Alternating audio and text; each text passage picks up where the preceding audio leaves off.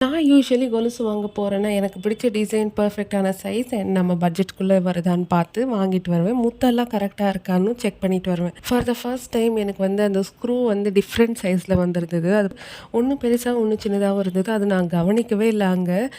வீட்டுக்கு எடுத்துட்டு வந்து 2 டேஸ் நான் அப்படியே வச்சுட்டேன். அதுக்கப்புறம் போட்டு பார்க்குறப்போ பார்த்தீங்கன்னா, ஒண்ணு பெர்ஃபெக்ட்டா லாக் ஆகுது. இன்னொன்னு அப்படியே சுத்திட்டே இருக்கே தவிர லாக் ஆக மாட்டேங்குது.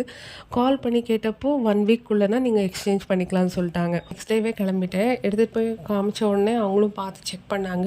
அந்த ஸ்க்ரூ மட்டும் மாத்தி குடுங்கன்னு சொல்லியிருந்தோம். அவங்க அப்படி மாத்த முடியாது. அந்த ஸ்க்ரூ மாத்துறதுக்கு ஆப்ஷன்ஸ் இல்லன்ட்டாங்க. வேற கொலுசு வேணா அதே வெயிட்க்கு எடுத்துக்கங்கன்னாங்க.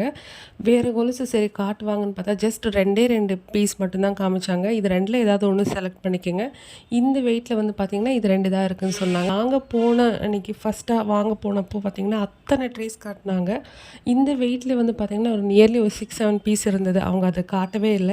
மேபி அது சேல்ஸ் ஆயிடுச்சான்னு தெரியல. நம்ம யாரையும் தப்பா நினைக்கக்கூடாது.